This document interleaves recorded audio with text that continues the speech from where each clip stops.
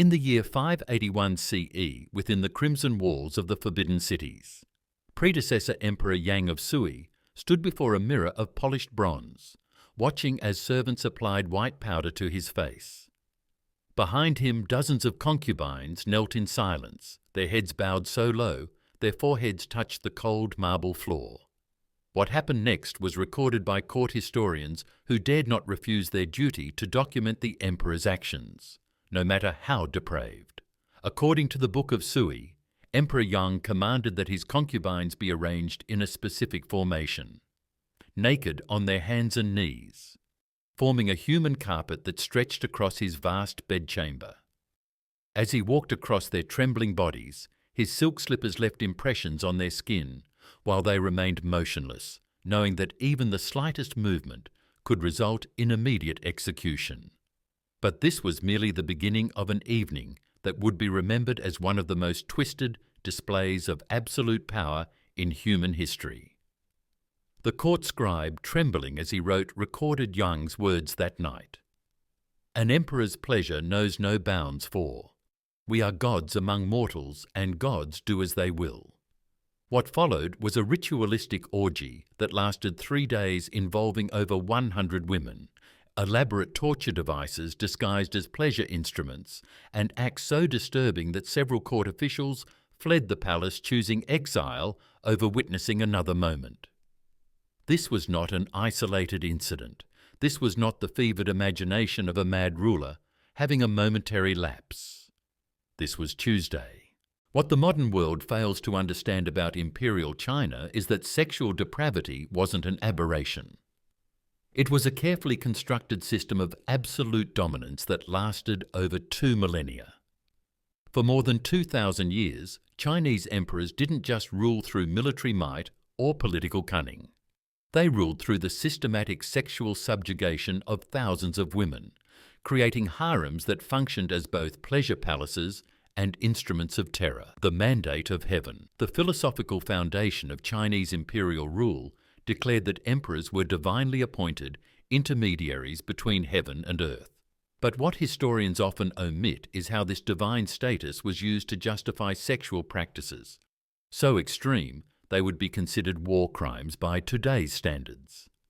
The imperial harem wasn't simply a collection of wives and concubines. It was a carefully orchestrated machine of psychological and physical control that turned human sexuality into a weapon of absolute power. Chinese court records preserved in the imperial archives and translated by scholars like Dr. Patricia Ebre and Professor Hugh Baker reveal a documented truth that surpasses the darkest works of fiction. These weren't legends or myths passed down through oral tradition. These were meticulously recorded accounts written by court historians whose very lives depended on their accuracy, describing a system of sexual domination so comprehensive and brutal that it defined the very nature of imperial power. What emerges from these historical documents is not the romanticized version of ancient Chinese royalty often portrayed in modern media, but a reality where absolute power created absolute corruption, where the bedroom became a battlefield, and where thousands of women lived and died as nothing more than instruments of an emperor's twisted desires. The imperial harem system was not a romantic arrangement of beloved wives competing for an emperor's affection. According to the records of the Grand Historian by Sima Qian, it was a carefully structured hierarchy of sexual slavery that could contain anywhere from 3,000 to 4,000 women at any given time. These numbers weren't exaggerations, they were administrative necessities recorded by the Imperial Bureau of Palace Affairs, which maintained detailed records of every woman's status, age, sexual availability, and reproductive history. Emperor Xuanzong of Tang, who ruled from 712 to 756 CE, maintained what the New Book of Tang describes as the largest harem in recorded history. 4,000 women divided into 9 distinct ranks. The lowest rank, known as Kairin, or talented ones, consisted of girls as young as 13, who served as sexual servants to higher-ranking concubines before graduating to serve the emperor himself.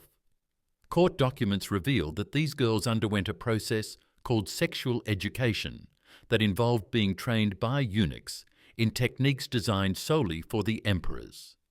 Pleasure with no consideration for their own comfort or consent. The selection process was equally systematic and cruel. Every 3 years, imperial commissioners travelled throughout the empire, examining girls between the ages of 13 and 20. Those deemed suitable were torn from their families and transported to the capital, where they underwent what the court euphemistically called preparation. According to surviving medical texts from the Imperial Physician's Archive, this preparation included surgical modifications to enhance the emperor's pleasure, dietary regulations to maintain specific physical attributes and psychological conditioning designed to eliminate any sense of individual will. The comprehensive mirror for aid in government documents. How Emperor Yang of Sui would select his knightly companions by having hundreds of concubines parade naked before him while he sat on his dragon throne. Those who showed any sign of reluctance, fear or displeasure were immediately handed over to the palace executioners. The emperor's selection wasn't based on affection or even physical attraction. It was a daily demonstration of his absolute power over human life and sexuality. But perhaps most disturbing was the systematic breeding program implemented during the Ming dynasty. Emperor Zhengdai, according to court records translated by historian Timothy Brooke, treated his concubines as livestock, maintaining detailed records of their menstrual cycles and fertility periods. Women were assigned numbers rather than names, and their sole purpose was to produce male heirs. Those who failed to conceive within 2 years were either executed or given to lower-ranking officials as rewards for loyal service. The sexual practices of Chinese emperors went far beyond mere promiscuity. They were elaborate rituals designed to reinforce absolute power through the complete objectification of human beings. The secret history of the Mongol Yuan dynasty describes ceremonies that transformed sexual acts into displays of imperial dominance so extreme that they shocked even the Mongol conquerors, who were hardly known for their gentleness. Emperor Kangxi of the Qing dynasty, despite his reputation as one of China's greatest rulers, maintained what court documents call the Chamber of Infinite Pleasures. A section of the Forbidden City where sexual torture was disguised as imperial recreation. According to the memoirs of Jesuit missionary Ferdinand Verbiest, who had access to the imperial court, the chamber contained devices that combined sexual stimulation with physical pain, creating what the emperor called the perfect submission. The most documented of these rituals was the practice known as Longfengcheng, Shang literally, dragon and phoenix, achieving harmony. But harmony was the last thing these ceremonies achieved. Court records describe how Emperor Kangxi would select groups of concubines to participate in elaborate sexual performances that could last for days. The women were given opium-laced wine to ensure compliance, then arranged in formations that mimicked mythological scenes, while the emperor observed from his elevated throne. What made these rituals particularly twisted was their religious justification. Court philosophers developed complex theories explaining how the emperor's sexual energy needed to be constantly replenished through the systematic extraction of feminine yin essence. This wasn't mere victims, consciousness and ability to participate in sexual acts. The engineering precision required to create such instruments reveals the calculated nature of this cruelty. This wasn't mad impulse, but systematic industrial-scale sexual violence. What made this particularly twisted was the elaborate justification system developed by court philosophers. The treatise on imperial death rights argued that the emperor's power to take life was enhanced when death occurred during sexual submission, as this represented the complete transfer of the victim's life essence to the imperial person. Women who died during these sessions were said to achieve spiritual immortality through their final service to the emperor, creating a religious framework that transformed murder into martyrdom. The scale of these sexual executions varied by emperor and circumstance, but court records suggest they were regular events rather than rare occurrences. Emperor Yongjing, according to diplomatic reports from the Portuguese embassy, would conduct mass sexual execution ceremonies during major festivals, combining imperial celebrations with orgies that ended in death for dozens of participants. Foreign observers describe these events as festivals of human sacrifice, disguised as imperial pleasure. Perhaps most disturbing was the development of graduated sexual execution techniques that could extend the dying process over days or even weeks. Court medical texts describe procedures for keeping victims alive and sexually available while slowly destroying their bodies through precisely calibrated trauma. These techniques were refined over generations, with each emperor's sexual preferences leading to innovations in the art of sexual murder that were passed down to their successors like family recipes.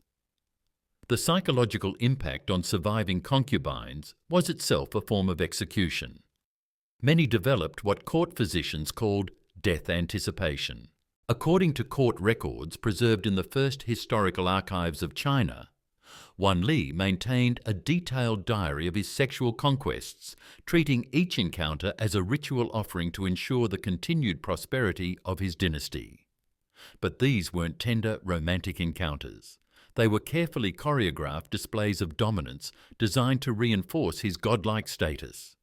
The emperor employed what court documents call sexual alchemists, Taoist priests who claimed that specific sexual practices could grant immortality. These charlatans developed increasingly elaborate rituals that required the systematic abuse of multiple women simultaneously. The secret records of the Wan Li era describe ceremonies where groups of concubines were forced to engage in sexual acts, while the emperor observed, believing that witnessing their humiliation would absorb their yin energy and extend his lifespan. What made this particularly twisted was the pseudo-scientific framework that surrounded these practices. Imperial physicians terrified of contradicting the emperors.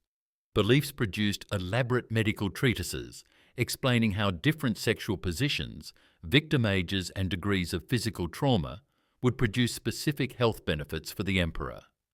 These documents, preserved in the Imperial Medical Archive, read like instruction manuals for systematic sexual abuse disguised as healthcare. Emperor Jiajing took these customs to an even more extreme level by creating what he called the Academy of Feminine Submission, a formal institution where young girls were trained to endure severe hardships without displaying emotion. Surviving administrative records describe lessons in silent endurance, graceful composure under strain, and preserving elegance in moments of suffering. Those who completed the program were regarded as the most refined and desirable companions, valued for their ability to remain poised even in the face of cruelty. The psychological impact on these women was carefully monitored and exploited. Court physicians developed detailed categories for different types of psychological breakdown, each considered to enhance the emperor's sexual experience in specific ways. Women who displayed what we would now recognize as symptoms of severe trauma were particularly prized, as their broken spirits were seen as evidence of the emperor's complete dominance over their beings. Perhaps most disturbing was the emperor's practice of inviting foreign dignitaries to witness these sexual rituals as demonstrations of Chinese imperial power. Diplomatic records from various European missions describe their horror at being forced to observe what they called ceremonies of human degradation that were presented as displays of the emperor's divine authority. These weren't private indulgences, they were public demonstrations of absolute power through sexual domination. The imperial harem wasn't just a palace of sexual depravity, it was a massive economic system built entirely on the systematic exploitation of female sexuality. According to administrative records from the imperial treasury, maintaining Emperor Qianlong's harem cost more than the entire annual military budget, requiring a complex network of slave traders, sexual trainers and administrative officials whose sole job was facilitating imperial sexual gratification. The economic records of the Qing dynasty reveal that the empire maintained what were essentially sexual slave markets in every major city. These markets operated under imperial license with standardized pricing for different categories of women based on age, virginity status, and specialized sexual skills. Young virgins commanded the highest prices, but the market also included categories that would be unimaginable today. Women trained specifically to endure particular forms of abuse, girls bred for specific physical characteristics, and even pregnant women valued for the emperor's twisted fascination with violating expectant mothers. Emperor Qianlong's personal sexual budget, documented in surviving treasury records, included line items for virgin acquisition, concubine modification and disposal, services euphemistic terms that masked a systematic economy of human trafficking and sexual slavery. The modification services were particularly disturbing, involving surgical procedures designed to enhance the emperor's pleasure, while increasing the women's suffering, performed by imperial physicians who had developed expertise in what they called aesthetic sexual surgery. The scale of this operation was staggering. Court records indicate that Emperor Qianlong's harem consumed over 3,000 women annually, not through natural death or retirement, but through what administrative documents euphemistically called turnover. Most concubines survived less than 2 years in the imperial harem, dying from complications related to sexual abuse, suicide or execution for minor infractions. This created a constant demand for fresh victims, fueling a massive human trafficking network that extended throughout the empire and into neighbouring countries.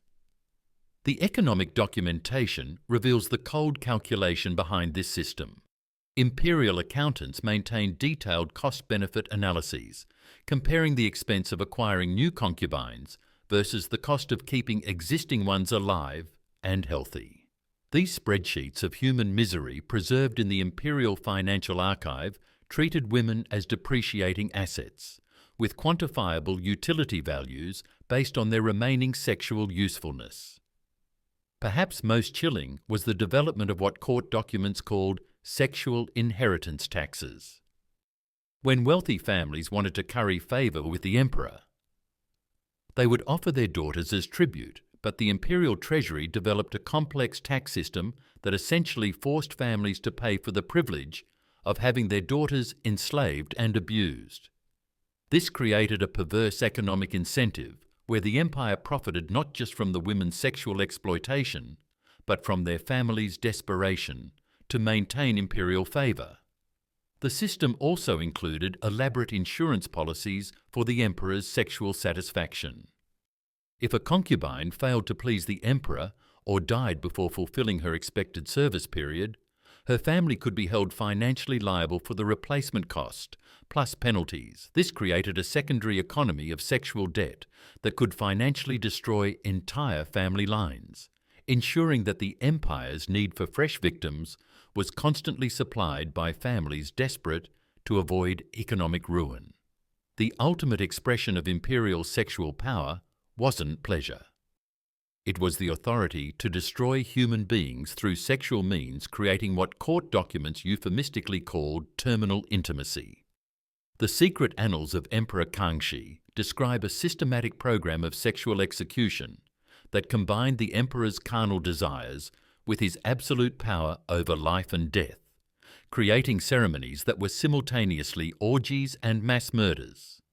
Emperor Kangxi developed what he called the ritual of final submission, a ceremony where condemned women would be forced to participate in increasingly violent sexual acts until they died from their injuries.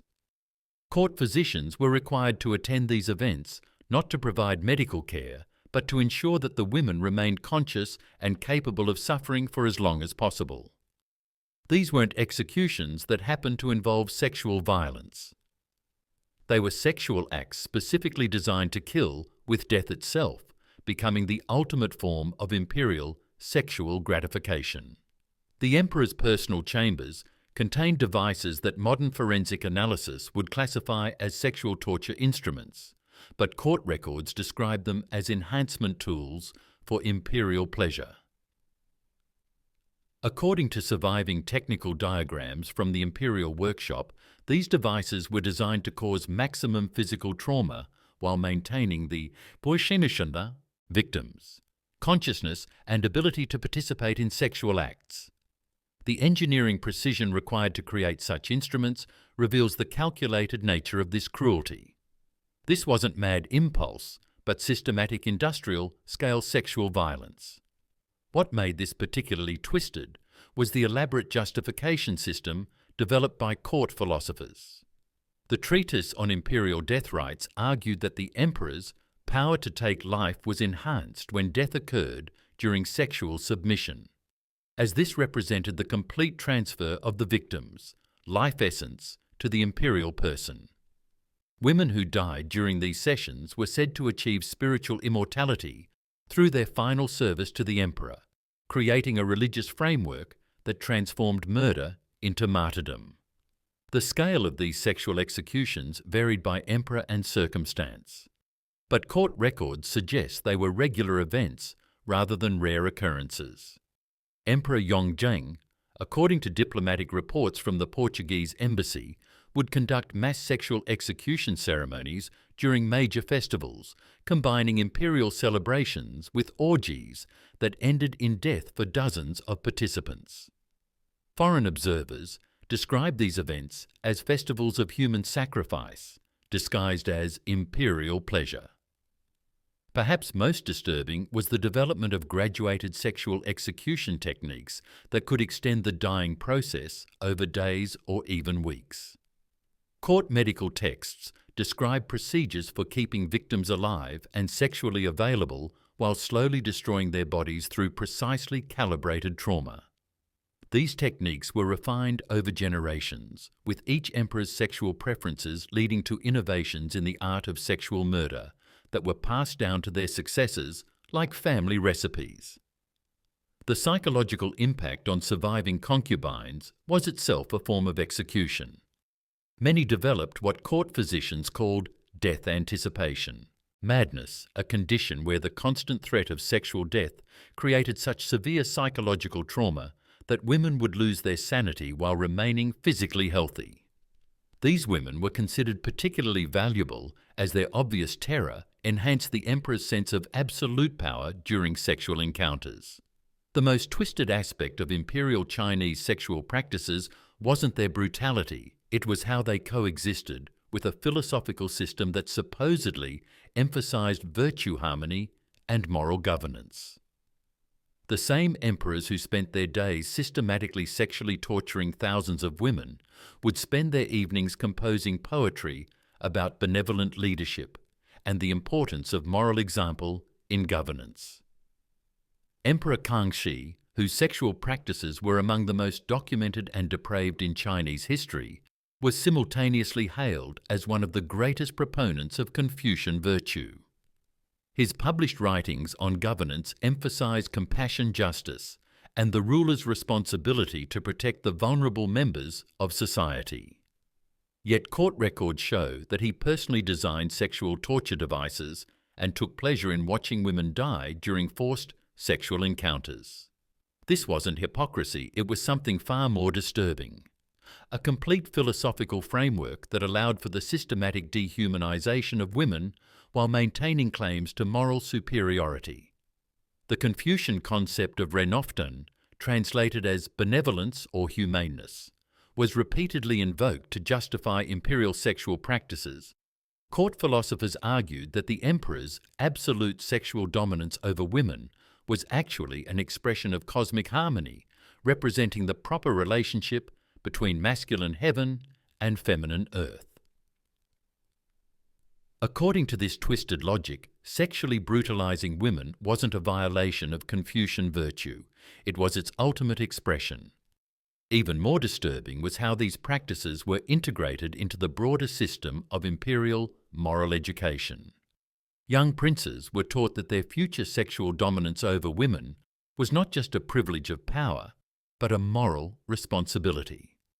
The Imperial Manual for Princely Education preserved in the Palace Museum archives contains detailed instructions on how to properly dominate feminine essence through sexual violence, presented as essential training for virtuous leadership.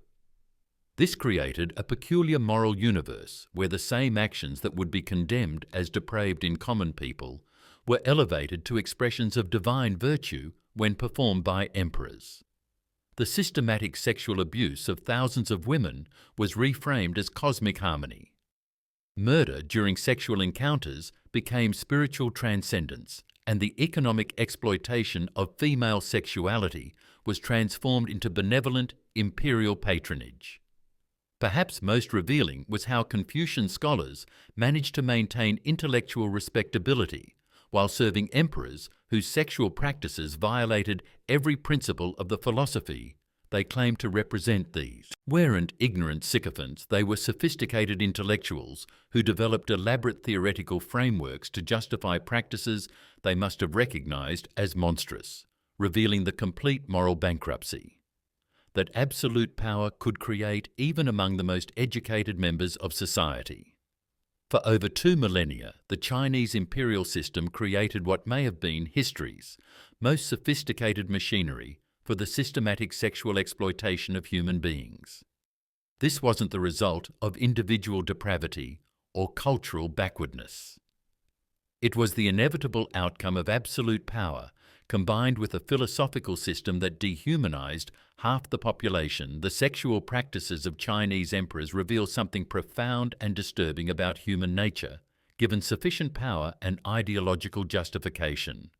Even the most civilized societies can create systems of abuse that surpass the imagination of their cruelest individuals. The historical records of these practices, meticulously preserved in imperial archives, serve as a testament to both human cruelty and human resilience. For every emperor who used his power to destroy human dignity, there were thousands of women who maintained their humanity, despite unimaginable circumstances. Their stories, fragmentary and often silenced, represent perhaps the greatest tragedy of this system. Not just the physical and sexual abuse they endured, but the historical erasure that followed modern China has largely sanitized this history, transforming these emperors into symbols of cultural greatness, while ignoring the human cost of their sexual practices. But the documentary evidence remains hidden in archives and scholarly translations, waiting to remind us that the capacity for systematic sexual violence isn't limited to any particular culture or historical period. A potential that exists wherever power becomes absolute and human beings are reduced to objects for the gratification of others. The twisted sex lives of Chinese emperors weren't aberrations of history. They were warnings about what human beings become when power encounters no limits and ideology provides justification for any act in their systematic transformation of sexuality into domination, pleasure into torture, and intimacy into murder. These emperors created a legacy that should serve as a permanent reminder of humanity's capacity for both ultimate cruelty and ultimate resilience. The women who suffered and died in the imperial harems of China left no monuments, wrote no histories, and received no recognition for their sacrifice.